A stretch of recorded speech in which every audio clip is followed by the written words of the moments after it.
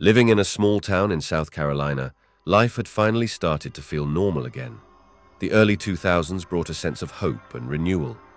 My mum met my dad, and their relationship quickly blossomed into something beautiful. For the first time in years, our house was filled with laughter and love. I remember how my mum's eyes would light up whenever she talked about my dad. He was a kind man, patient and understanding, the complete opposite of Rick. With him around, it felt like the dark clouds that had hovered over us for so long were finally starting to part. Our home, which once felt like a fortress under siege, now felt warm and safe. We settled into a comfortable routine. Weekdays were spent going to school, doing homework and enjoying family dinners. Weekends were a time for adventures, exploring nearby parks, or simply lounging around the house, basking in the newfound peace. My mum seemed happier than ever, her smile no longer tinged with worry. Evenings were my favorite. We'd sit on the porch, the cool breeze rustling through the trees, and talk about everything and nothing. My dad would tell us stories from his childhood, and we'd laugh until our sides hurt. Those moments were precious, a stark contrast to the fear and uncertainty we had known. I could finally breathe easy, believing Rick was just a bad memory. The nightmare he brought into our lives seemed to fade away. The heavy breathing phone calls, the threats, the constant looking over our shoulders, it all felt like a distant past. We were moving forward, embracing the future with open arms. But life has a funny way of surprising you when you least expect it. For now, though, we were content, believing the worst was behind us. Our family was stronger, united by the trials we had faced. We had hope, and that was something no one could take away from us.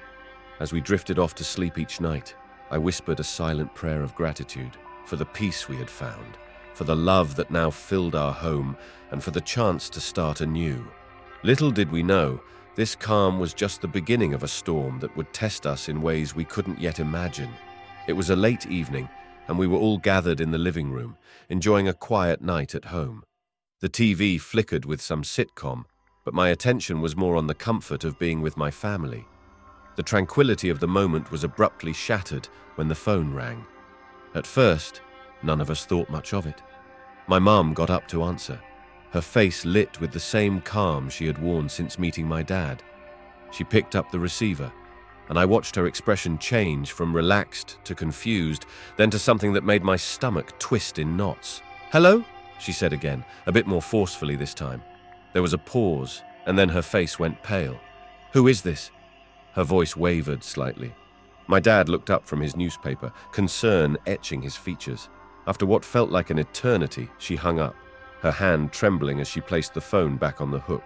She turned to us, forcing a smile that didn't reach her eyes. "It was just a wrong number," she said, but I could see the lie in her eyes. A chill settled over the room, and we tried to go back to our evening, but the air felt heavier. Not long after, the phone rang again. This time my dad answered.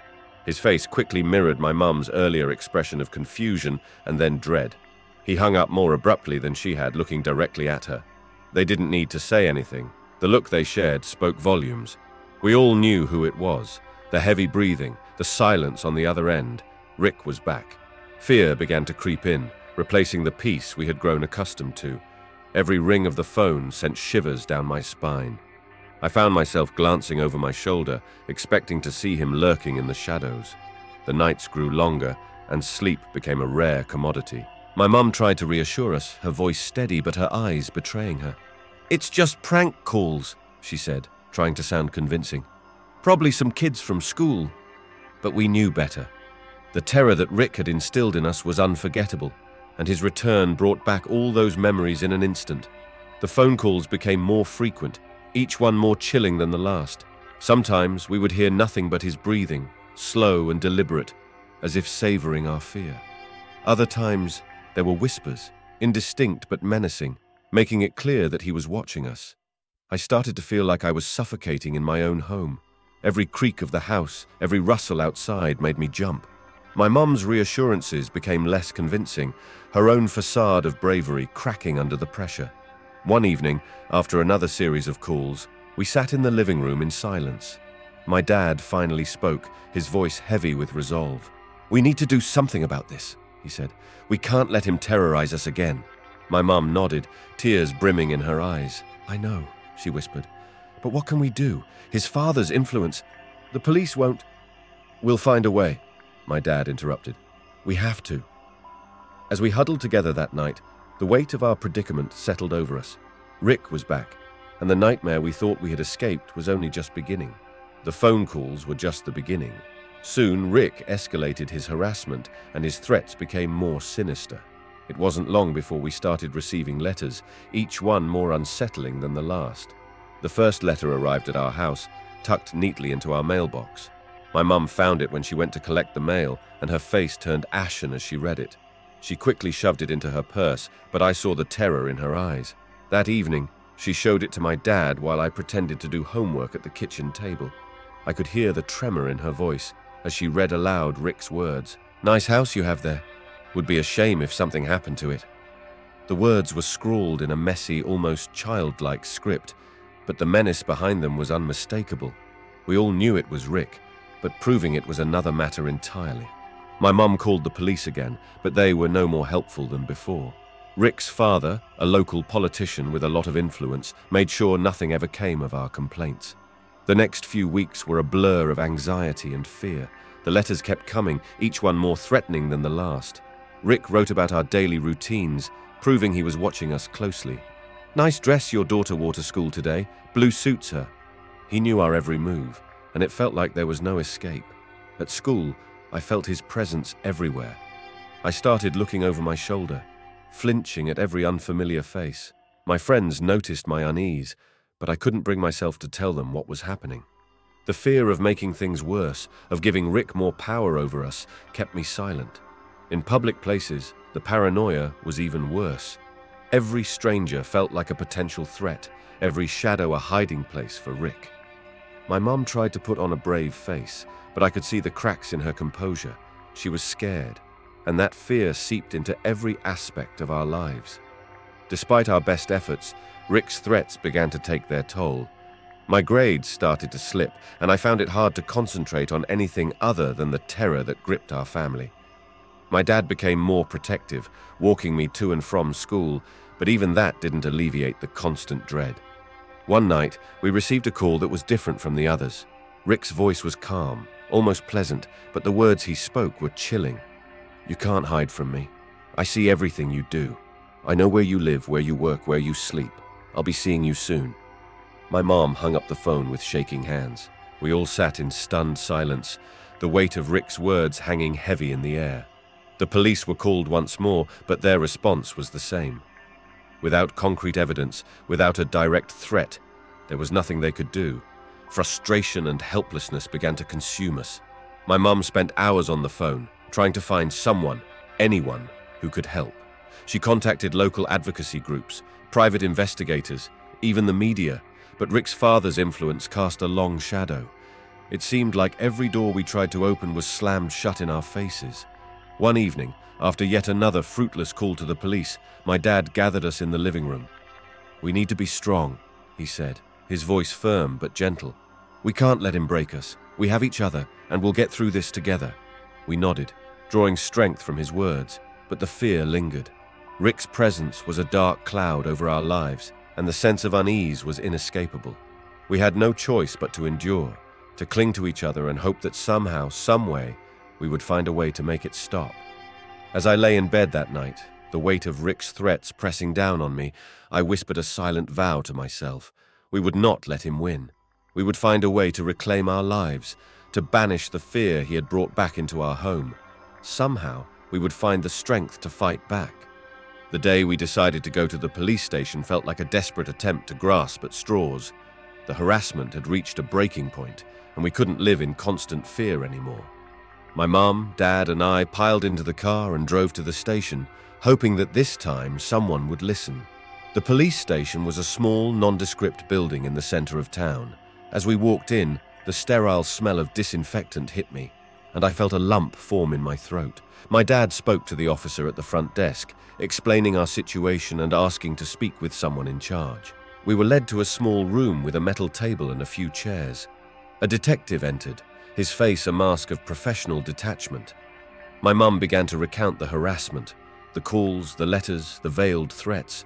She handed over the evidence we had collected, her hands trembling slightly. The detective listened, nodding occasionally, but I could see the skepticism in his eyes. "We understand your concern," he said finally, his tone flat. "But without concrete evidence linking these actions directly to Mr. Rick, there's not much we can do. It's a delicate situation, given his father's position." My mom's face fell. "But he's threatening us. He's stalking us.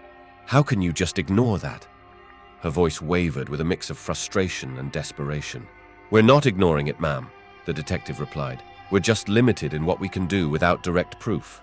We'll keep an eye on things, but our hands are tied to some extent." As we left the station, a heavy silence hung over us. The car ride home felt longer than usual, each of us lost in our thoughts. The police had been our last hope, and now it seemed even they were powerless against Rick's father's influence. Back home, my dad paced the living room, his face a mask of frustration. "We can't just sit here and do nothing," he said finally. "We need to document everything, every call, every letter, every sighting. We need to build a case that they can't ignore." We all agreed, and from that day on, our lives became a meticulous exercise in documentation. My mum kept a journal detailing every instance of harassment. We saved every letter and recorded every phone call.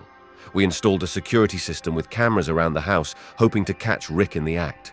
Despite our efforts, the sense of helplessness was overwhelming. Each night, I lay in bed staring at the ceiling, listening for any sound that might indicate Rick was nearby. My grades continued to slip, and I withdrew from my friends, unable to share the nightmare my family was living.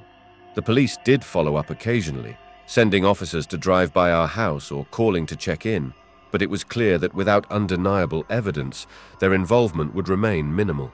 The detective's words echoed in my mind. It's a delicate situation, given his father's position. The letters continued to arrive, each one more disturbing than the last.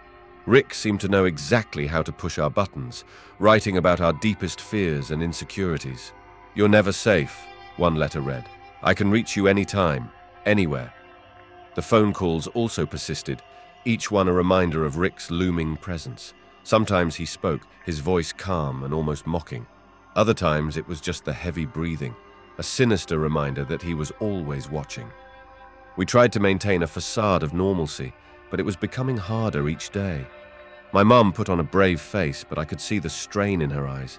My dad grew more determined, spending hours researching legal options and security measures.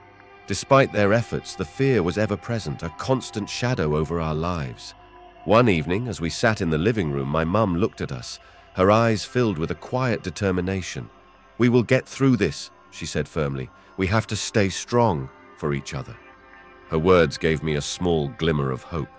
We were in a battle against a seemingly untouchable foe, but we were fighting together. As long as we had each other, I believed we could find a way to overcome the terror Rick had brought back into our lives. The whispers started at school, subtle at first, but quickly gaining momentum. Rick had begun spreading rumors about our paternity, suggesting that my dad wasn't my real father. It was a vile tactic, and it hit us where we were most vulnerable. The first time I heard it was in the hallway between classes. A group of kids huddled together, their eyes darting towards me as they snickered. "Did you hear? Her dad isn't really her dad," one of them said, not bothering to lower their voice. My face burned with shame and anger. The rumors spread like wildfire. Teachers began looking at me with a mix of pity and curiosity, and even my closest friends started to act differently around me. The sense of betrayal was overwhelming, and I felt like I was drowning in a sea of mistrust. At home, the atmosphere was tense. My mom was furious, her anger barely contained. "How dare he?" she fumed one evening. "He's trying to destroy us from the inside out." My dad tried to comfort her, but I could see the hurt in his eyes as well. One afternoon, my mum decided she had had enough. She marched over to Rick's father's house, dragging me along despite my protests. As we stood on the porch, she pounded on the door until it swung open. Rick's father appeared, his expression smug and unbothered. "You need to stop this," my mum demanded, her voice shaking with rage. "Your son is spreading lies about my family, and it needs to end now." Rick's father chuckled, leaning against the doorframe. "I have no idea what you're talking about," he said smoothly. But if my son is causing you trouble, maybe you should look at your own behavior first. My mom's face turned red, and I could feel the tension radiating from her. This isn't over, she spat, turning on her heel and dragging me back to the car. The confrontation only made things worse. The rumors intensified, and Rick's harassment grew more brazen. It felt like we were fighting a losing battle, and the community's mistrust weighed heavily on us. We were more isolated than ever, but my mum's determination never wavered. We will get through this, she insisted, her voice a mixture of hope and desperation. And despite everything, I believed her. We had to find a way to break free from Rick's grasp, no matter what it took. The letters arrived like clockwork, each one a chilling reminder of Rick's relentless obsession with our lives. They detailed our routines, our appearances, and every move we made, fueling our fear and paranoia. Rick's presence became suffocating. He followed us, appeared unexpectedly, and his intimidating behavior heightened our anxiety. Late at night, terror struck as Rick attempted to break into our home. Chaos ensued as we barricaded ourselves, fearing for our lives. My dad confronted Rick, and we barely managed to call the police in time, hoping they would finally intervene. In the courtroom, tension thickened as we presented our evidence for the restraining order, clinging to hope for justice despite the odds. A few months later, in the quiet of our home, we received the news. We had won the restraining order against Rick. Relief washed over us, mingled with cautious optimism for the future. The weight that had been pressing down on us slowly began to lift. With Rick legally barred from contacting us, we started to reclaim our sense of security. The constant fear and anxiety began to subside, replaced by a tentative sense of peace. We took small steps towards healing. My mum smiled more often, and my dad's shoulders seemed less tense. I started reconnecting with friends, slowly letting them back into my life. The nightmares faded, replaced by nights where I could finally sleep without fear. It wasn't easy, and the scars left by Rick's torment would linger. But each day brought us closer to a new beginning, a life where we could breathe freely again. We rebuilt our routines, found joy in simple moments, and cherished the quiet moments together as a family. As we hung a new wreath on our door and watched the sunset from our porch, I knew we had come through the darkest chapter of our lives stronger than before. With each sunrise, we embraced the promise of a future where Rick's shadow no longer loomed over us, where our home was truly our sanctuary once more.